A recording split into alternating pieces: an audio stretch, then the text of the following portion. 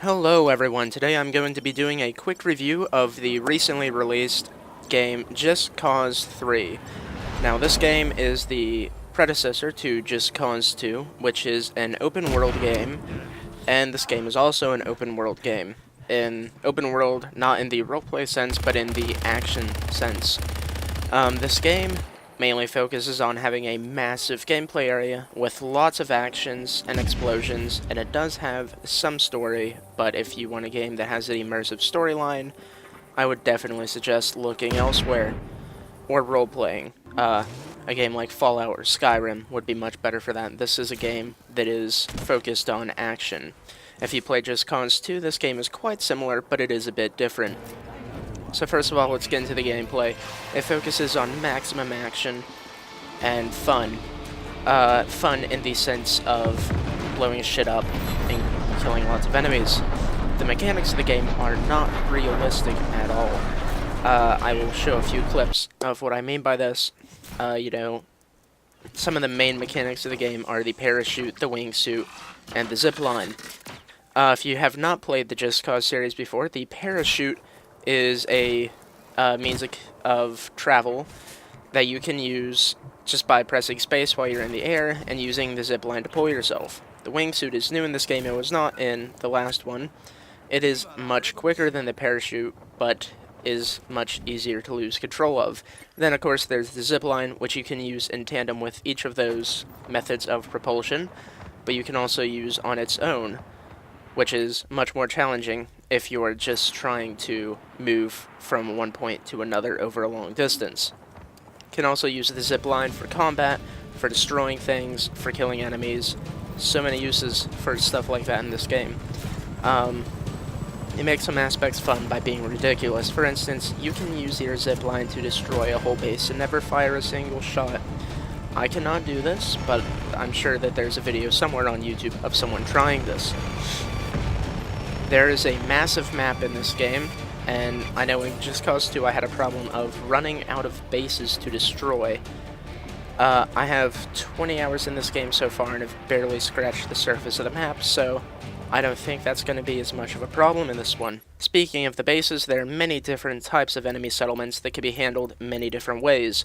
For instance, you could go to a settlement on a coast that is in a town that has a statue, a sign, and a speaker. Zipline all three of those together, and you have just saved the town, and all you have to do is hoist the flag.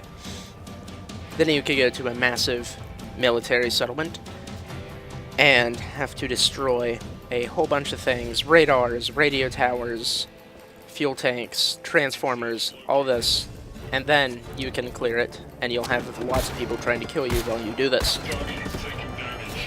The game also has a competition system. Different things in the game, like kill streaks, how high you can go with your parachute, longest distance travel by zipline, furthest kick by zipline. Those are all tracked, and it will challenge that stuff with your friends and show you a leaderboard. There isn't too much that goes into the leaderboard. Besides that, I do not think you get a reward. If you play Just Cause 2, you know that you unlocked things with Chaos. In this game, it is quite different. There's still Chaos, but the only purpose seems to be for the leaderboard. Now things are unlocked by going to military bases. When you destroy military base, it unlocks certain things. And gears. Gears are unlocked through challenges, like racing, or skydiving, or blowing stuff up. Do that, and you get gears. These gears go towards your unlock process, or unlock progress, which in turn will unlock new things. I don't know if I like this as much, but that is how it works in this game. Now on to how the game runs, because this is a big problem. Probably my biggest problem with the game. The graphics look really good, but unfortunately the game runs like shit.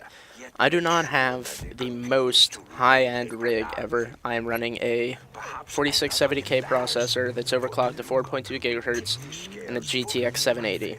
Though the problems with this game do not seem to be on the graphics card, but the CPU. And I do not have a brand new CPU, but it is by no means a slow CPU. So this game definitely has some optimization problems. Hopefully in the future it'll be getting optimized. The producers of the game have not really said much on that and leaving it kind of blank. Don't know if it'll ever get optimized, but I'm sure that there are going to be mods, if there are not already mods, that can fix this problem. I would definitely say that this can be different for anyone, depending on what CPU you have, what graphics card. If you have problems running other games, though, there's a good chance that you'll have problems running this game. Overall, though, even with the lackluster performance, the unrealisticness of the game, it is very fun. It is a very great game if you just want to de-stress and play an action game. I would definitely recommend it if you want a game like that where you just want to blow shit up and do cool things, like a stereotypical superhero with superhuman capabilities, because that Rico character is definitely not just doing human things.